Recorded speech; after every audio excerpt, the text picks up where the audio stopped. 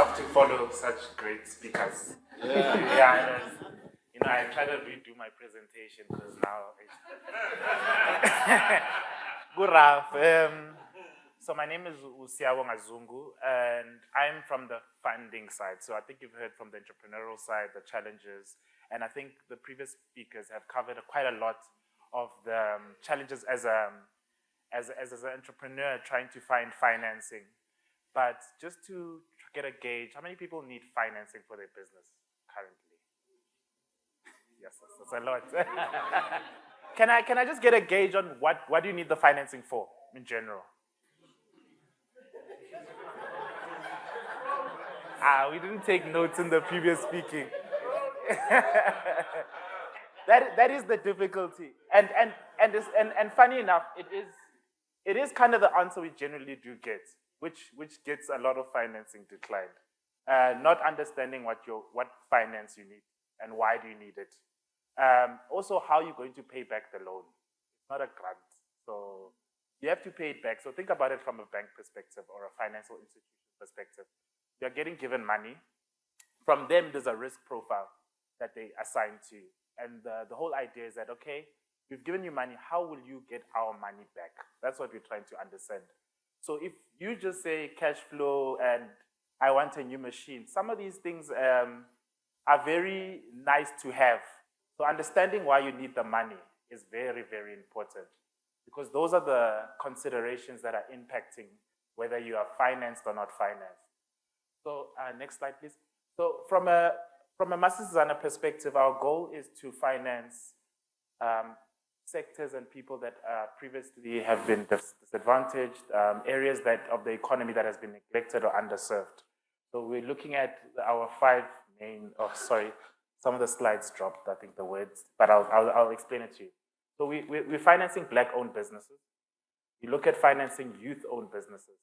And I'm as someone who's still 1 or 2 years off of leaving Youth League, I'm very passionate about the youth business. I think as a country, we need to reinvigorate how we look at youth, and not youth as part of the economy, actually youth as part of the economy. How we look at us being entrepreneurs or people that can actually start businesses and not just look for jobs. You know, there's heartbreaking things that you see on social media. I think there was an exercise where the people were applying for jobs and there was long queues. And you can see the impact of the economy and on the youth, and the fact that you're looking at about 60% of youth unemployment. The solution cannot only be looking for jobs and creating jobs. You hear the whole creating jobs, but what is the real life impact of creating jobs? Maybe and from our perspective, is how can we assist, finance, and fund businesses that are youth-owned and youth-driven that can impact the economy? Sometimes the questions that we ask as a team is, can we create the next Ubers and Facebooks and so forth? Do we have economy? Do we have a culture of entrepreneurship? And I think sometimes we put too much emphasis on finance, but not enough emphasis on the culture of entrepreneurship in this country. Things like, and I like the tag mutually collaborative. There's a lot of collaboration that is needed in success of the economy. We need to grow this economy, but we can't do it individually, and we can't do it as just entrepreneurs. There needs collaboration between business, government, and the entrepreneur itself, but also as the consumer. The big problem and the big challenge, actually, is not a problem. The big challenge that we find in this business, in this economy, is that do we have the market to support entrepreneurship? Do we support it not just as a financing institution, but as a consumer? When you go out your house and you want to purchase a product, why do you find that, and I'm giving just examples of challenges of entrepreneurship, why do you find that there's always questioning around? I think there was one time that the brand Tepo Jeans, Mark Kosa had to defend why the price of their product was. And you don't have that same with international products. So the question is that when we look at a risk profile as a financing institution, these are the impacts of the culture of the entrepreneurship in this land. So we need to look ourselves not just as an entrepreneur, but as a consumer and as a business. How can we change our landscape and how we see ourselves and see the businesses that come from this country? And that change can impact and materially impact the economy. So it's important that we, as a financial institution, we look at funding and financing youth businesses.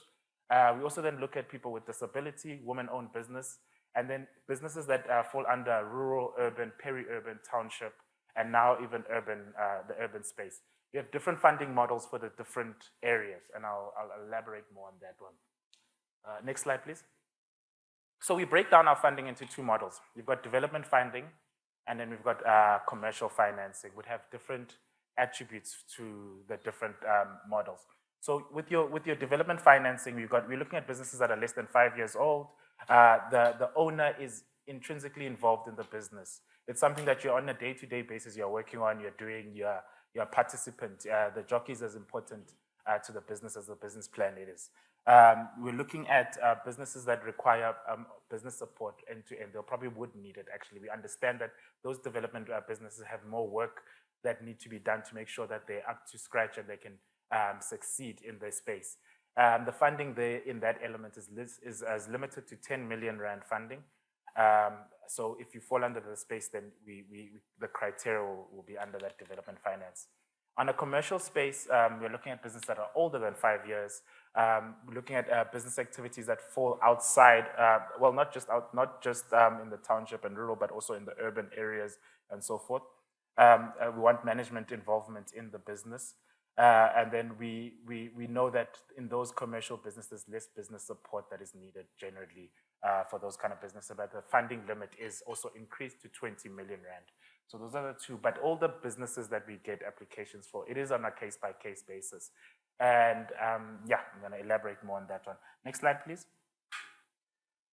Okay, let me just. Okay, so just a quick overview. So one thing that we try to add as added value is that it's no more understanding the criteria, the landscape of our economy. We can see that it's no more just providing finance. It's not as easy as just providing finance. There's a lot of business support that is needed for our businesses.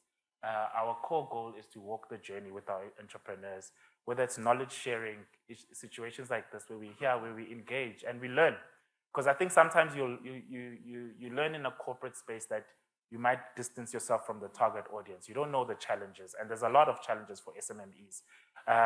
You go to these expos and exhibitions and conferences and forums, and you actually have on the street level understanding of what entrepreneurs are going through. And there's many challenges. A few stories is just, for example, you have challenges such as payment of inventory. So you'd have an entrepreneur whose dream, and I know it's a big dream for most entrepreneurs. I want to be at a ShopRite, Pick and Pay, and so forth. But there's criteria to their stocking your product. You go from stocking 100 products to they want 10,000. So you have to borrow money. Then you get stock. You put it in their inventory system. Then you just find out that okay, it takes 6 months to get paid your stock. So you owe money now, and there's challenges in their payments. So there's challenges in everything, and I think knowledge sharing, understanding, engagement, but also communicating, because as a financier, maybe those are some things that we can engage on and say, okay, look, now we understand the landscape. Maybe we can find a product that's suitable, or we can link you up with somebody that can assist you with those kind of invoice billing, financing. So it's just an example of different things, but also what also ends up happening as entrepreneurs is, how do I put this nicely? I think understanding finance and respecting finance. I think there's a reason why we have shows like I Blew It. You're an entrepreneur, you've been hustling all along, you get 10 million in your bank account, and you buy a fancy car and not the equipment, and it happens. And now, so those kind of challenges, I think, comes with responsibility. There's a level of responsibility that is needed. And when you start that business, yes, you're making a profit. Maybe there's a mindset shift that's needed from ourselves as business people, that we're not here just, yes, there's a profit element, but there's also a development impact that we need to start doing. I think we need to have more stories of successful businesses that we can speak about 10 years from now, that we said this business started with 2 employees, but 10 years from now, it's got a factory, and it's impacting the economy. It's changing the landscape of the township. It's changing the landscape of certain areas or provinces. And that can only be done by creating businesses that have a material impact on the economy, and that can have stats and statistics that you can see that these are the job creations that we've benefit from this business. This is the impact that this business is having on the economy. There's so many stories that we do. In my previous life, there's so many businesses that we went to in like your Eastern Cape, and the impact of one factory closing on the whole industry. I think there's one business was a shweshwe business, and they manufactured, I think it's called the 3 lions or 3 cats, I don't know, 3 cats, ne? The impact of them having people starting buying from the Chinese versions in town closed the factory. And the impact of closing a factory was not just the factory, but the people, the community that is actually built around that factory. So there's a material impact of you as an entrepreneur where you can see that the bigger vision should not only just be profit for yourself, but how we can impact the economy and how we can leave a legacy.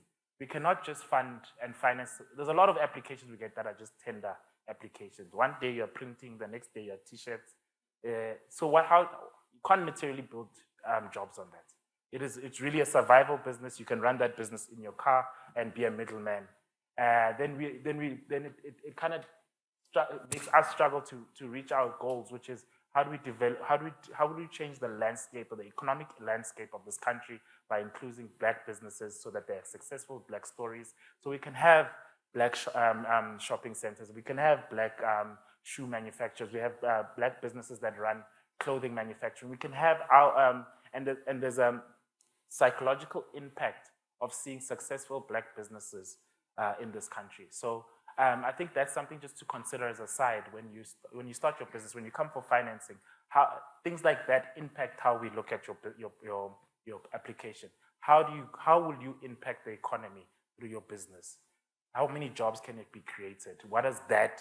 And factor that into the financing. It's not only machines, it's staff, labor, and so forth, and how the growth will impact the business.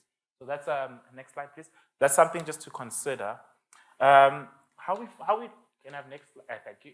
How we look at the pricing. So because we're providing a loan finance, pricing is structured based on some criteria. So one element is owner contribution and collateral.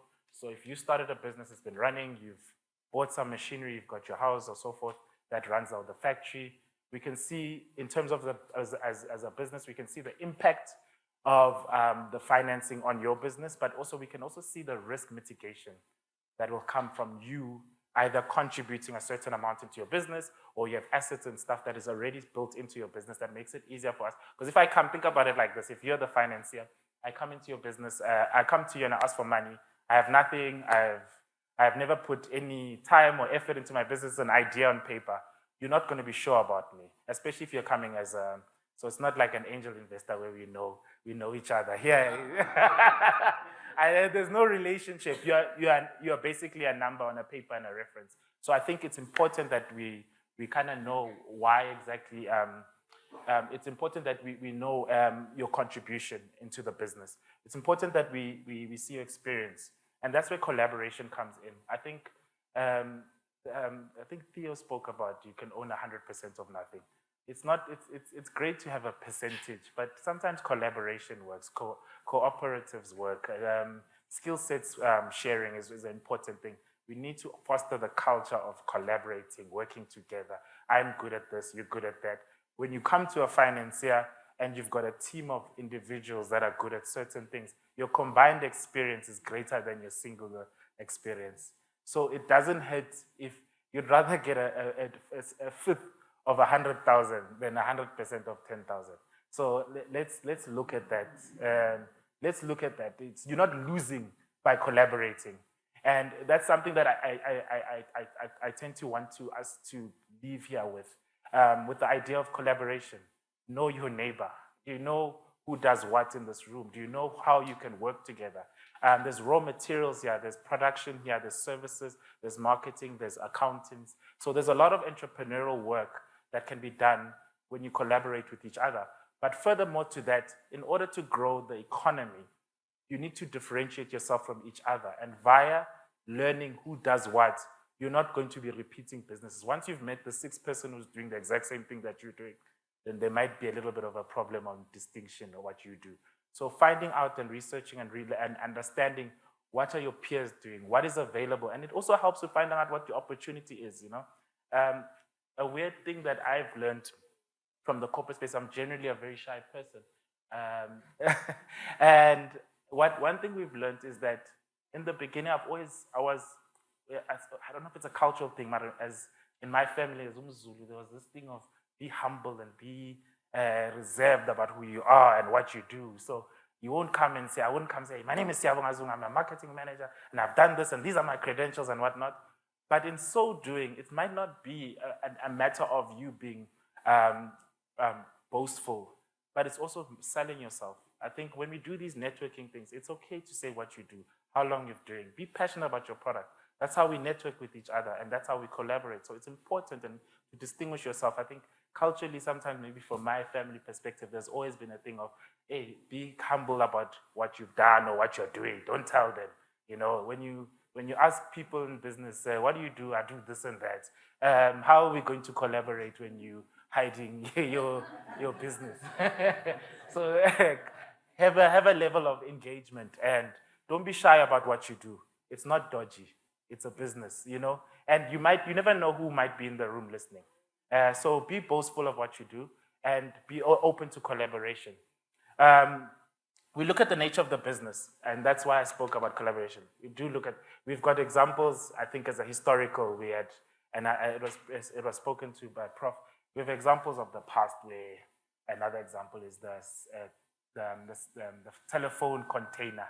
At one point in Soweto, every street had 5 containers because we want to copy and paste. There's a difference between inspired and copy and paste, you know? And so let's look into that. Let's look at what business are you in? How profitable it is?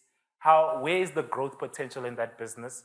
Is it something that other people are doing and if they are doing it, how do you differentiate yourself from others? Because we must understand as a financial institution, we get applications. If we're getting 6 applications for containers, it will be difficult for all of you to get the financing for it, you know? So and our funding threshold then is from 251,000 to 20 million, and then that's where we dictate how much interest rate is applicable to your business. Next slide, please. These are the lending criteria. So for our lending criteria, our businesses have to be 50. Sorry, the font is bad. I'll share the presentation though. The enterprise must be majority Black owned, 51%. The enterprise must be South African owned. The main shareholder must be operationally involved in the business. The enterprise must have it must be formalized. Have your documentation. I think one thing that we neglect is the understanding that documentation is important. CIPC, tax certificates, all your paperwork must be in order. And I'll expand on that actually. Another one is the enterprise must be a viable potential business. I think Theo spoke about what's your why. Why are you doing this? You know, when you ask for finance, ask yourself, why do you need the finance? And how can I pay back that finance? If you borrow me 100 Rand and I buy this particular raw material, I can sell it for 200 Rand and therefore I can pay back your 100 Rand. That's a viable business. That shows that this is what I need, this is what it's gonna do, and this is how it's gonna materially impact you as a financier. How will I pay you back? So it's important to know what your why is when it comes to your business. Who we don't finance. Next slide, please. So we don't finance enterprises that are doing illegal stuff. We don't finance alcohol directly. So yes, don't try your luck if it's if it's a dodgy business. We don't finance businesses that are under liquidation, bankruptcy, debt rehabilitations, and so forth. Next slide, please. Cool. So this is just an overview for SMMEs, just an insight or a take of some understanding of financial challenges for SMMEs. And I think it's a nice thing to look at and engage in because it can be something that helps build your business plan. When you understand what the SMME landscape is looking like, it's easier for you to to adjust and pivot your business in order to be successful in the environment that you live in. So the challenge that we found with SMMEs is less income because of COVID, economic downturns. So that becomes one of the challenges. There's challenges with hard to access funding and finance, slow approvals, reduced income with terms of cash flow, increased expenditure, constraints on working capital, difficulty with foreign payments. So if you're exporting a product, things like the volatility of the rand, those things impact intensively on the business. Input costs, raw material. When you import raw material, fuel is going up, transportation, staff costs, legal costs. There's so many elements that as a business we need to consider. And those are the things that we also actually look at when you're presenting your business plan. And then supply chain disruptions, this burning of trucks and the protesting, those things impact materially on an SMME landscape. So understanding the environment that you're functioning in as an SMME is very important. The next slide, please. The non-financial challenges is staffing challenge. Picking the right people to work for you is very important. Knowing what they bring to the business equally will help you as a business.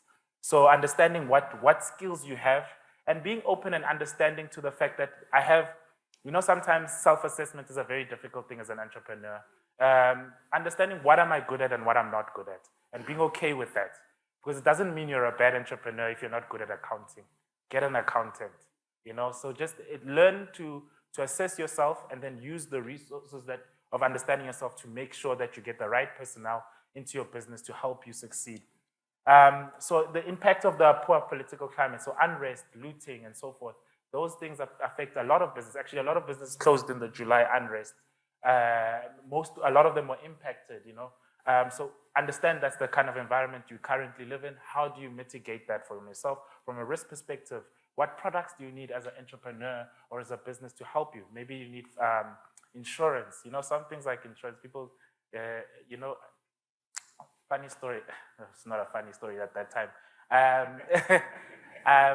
Just a deviation. So I got my first job, bought a car. I was excited. And then I realized 2 minutes into buying the car that I can't afford this car. So what must I do? Must I take it back because people will judge me, or cancel insurance? I canceled insurance. 2 or 3 months later, I crashed the car, it's gone. So that's a lesson of importance of insurance. As a business, you've worked hard for this business. Look at tools that will protect you. It's not, yes, you don't see the money, but it's there when you need it. When there's load shedding and you lose business, when there's an earthquake, like now we've got natural disasters. So I think it's now important more than any time to get insurance. So cover your business to see how can I protect myself in case of emergencies. So those kind of things are very important for a business. Legal and compliance issues. I think Theo spoke about the medical practice. It's important to know what environment you're going into because it impacts you. So understand those challenges. Access to market and consumers. I touched on this earlier. The understanding our market, but I do think over and above the entrepreneur, there needs to be an education on how we look at our businesses as South Africans. There's a challenge of questioning our businesses and accepting import businesses that we need to fix. But maybe it's a matter of seeing more successful businesses that are South African, and then it'll change mindset. But we do have a problem of mindset on the consumer and the market, but also understanding the market as an entrepreneur. What market is it? How is it working? And how do you adapt to the new market? Right now, e-commerce is blowing up. How do you make sure that you are online? Is there free tools that you can maximize on? There's tools like such as LinkedIn and so forth that are free and you don't pay for a business to be on LinkedIn and post and say, today I made my sales and I did this. Celebrate your wins because people are watching. Sometimes people might not clap for you, but they see. That's why when you look on social media is a great tool. Your likes are 10 likes, but 1,000 views. So there will always be somebody that is watching. Understanding the supply chain of your environment. There's disruptions to the supply chain. As I said, protests, unrest, things like that have impacted the supply chain, and then impact on COVID has also materially affected the businesses. But it's seeing the challenges, but also seeing the opportunities. As I mentioned, impact on COVID. COVID made people stay at home, but what opportunities arose from that? E-commerce, social interaction, digital marketing, advertising on online platforms. So understanding, don't look at product at problems as just problems. There's some silver lining. There's businesses that have thrived off turmoil. There's businesses that survive that thrive off war. There's businesses that have grown from load shedding. As an entrepreneur, look for the opportunities when there's the disruptions. It's not just challenges, but it's opportunities for growth. Next slide, please. And just this is, if there's one slide that I think is important, maybe this would be it. If there's something you can take away from here, is this. This is how to access capital to expand. This will provide the tools necessary for you to succeed in your application for finance. Business and strategic plan. What is your intent for the business? What are the core competencies of it? And sustainable competitiveness. How sustainable is your business? Where is it going to be? What are you trying to achieve? What problem are you solving? What is your why? So the business plan is very important. Market access and demand. How do you get into the market? What is the demand of that market? And what is your plan to access that market? So answering those kind of questions for your business will help structure your application process. Demonstrating commitment, as I mentioned, whether it's you as an owner participating in the business on a day-to-day basis, whether it's you contributing financially to the business, because you must look at it, as I said before, looking at it as a financier. If you invest in your business, you believe in your business enough for me to invest in your business. And that's as simple as it is. You know, it's difficult for you to say to us, look, invest in our business, but I'm still working full-time and it's there and I have never done anything. Here's the paper. So we need to see commitment from the jockey to show that they are as invested in the business as you want us to be invested in the business. Compliance and governance have the right paperwork, have procedures. One story is how McDonald's became successful is creating a fast producing procedure on how to make fast food. They had a procedure. What makes us better? We'll produce these burgers in almost like a systematic way that makes it quick and fast. Turnaround time is quick. If I fire one person and I hire another person, the training is equally the same. Then I won't lose out. You know, so it's one of I think Theo also mentioned this, which was it's difficult to invest in a business that the business is the person. Because if that person goes, you don't have a business. So if you create procedures, you duplicate the process and not the person. And that's important. So once you know that, okay, as a business, I can if I lose Siyabonga today, tomorrow Konotepo, I can hire him and teach him the process. And it's there, the business still stays alive. It's important to have governance and procedures and compliance, and compliance documentation. Keeping financial record. I think one thing that I wanted to add, financial record. Let's not mix business and personal bank accounts. You've got a business account, you're paying school fees. It doesn't work. It doesn't work well. It doesn't look good when you send us your documentation. It doesn't balance. Have a business account. There's many tools of business accounts that you can get that are not costly, or I think some of them are free of cost, that help SMMEs to have a business account because it distinguishes what's yours and what's from the business. Because it's also financial. If we look at the jockey and it looks like the jockey is doing anything, when money comes, you can't even track income. It's just changing because you're paying today. You're paying school fees. Tomorrow you're paying. Just have a separation of business and personal accounts. Rather pay a salary rather than utilizing the business account as a personal expenditure account. Proven track record, things like understanding your customer. You be able to explain who your customer is.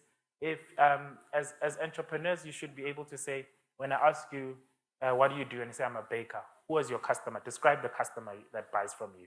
You should be able to tell who's the customer. Because if you know your customer, you know what they need, you know what to sell to them, and you know how to get to them. If you don't know your customer, having a business is not knowing your customer. Knowing your customer is knowing exactly what type of people buy from them. I'll give you another Makosa example. the reason he prices his products at that level, because he knows who his customers is. The people who are complaining are people who are not buying from him. And it's also okay, you know? And there's nothing obnoxious or wrong about that. It's understanding who your customer is. I charge this because this person buys from me. And my store is located here because those people who buy from me come to that store. Know who your customer is, understand what they do. And when you come for finance, it's easy because you can explain that this is my customer doing this investment, investing in my business with this much of money to do this element will impact this customer pool, which has a potential of this many more people that I could distribute to. It's easier for us to see the thought process behind why you're asking for finance. And then understanding the industry as well, recognition in the industry, and then financial performance, understanding your finances, understand what is your cost inputs and your cost outputs, what are your profit margins, what is your expected profit. So understanding the financial numbers behind your business is very important. So those are the key elements that you can just take note of when you want to apply for finance for businesses. And then just in, next slide, please. Just in closing, financial do's and don'ts that, just as a FYI, is establish a solid, for financial do's, establish a solid business plan. And I think a business plan is not just for financing, it's for just your business. Understand your business, understand your market, understand why you do it. And even a failed business plan is good. Keep it, learn from it, expand, grow from it. You know, it's not to be thrown away. It might not have worked then, but with refinement, it can be utilized in future. Maintain accurate financial records. Track money coming in, coming out, what is it used for, how is it going to be used, and what you're going to do with it. Separate personal and business finance, I spoke about that. Conduct regular cash flow analysis. Explore funding options. So here did showcase the various amounts of funding options that you can look at and explore them, see what works for you. Insure your business, I spoke about it. Insure if you're going to spend thousands on equipment, protect that equipment. Don't let your business fail on that equipment failing. Financials, don't neglect financial planning, don't overspend or overcommit. Don't ignore tax obligations. I think it's one thing we've learned in South Africa. We've seen many, you'd hear stories of celebrities owing so much tax money. Don't ignore it. Understand your taxes because you don't want to be caught with a big bill.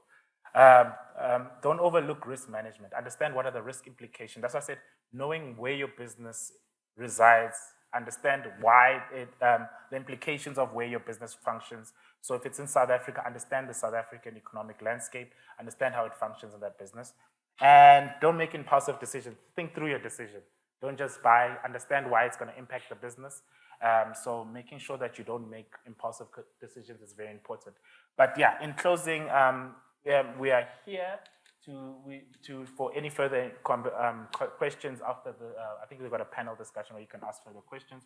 But essentially, I think if there's something that we can take out of from this event is that there's importance of collaboration and there's importance of information sharing that we need to have.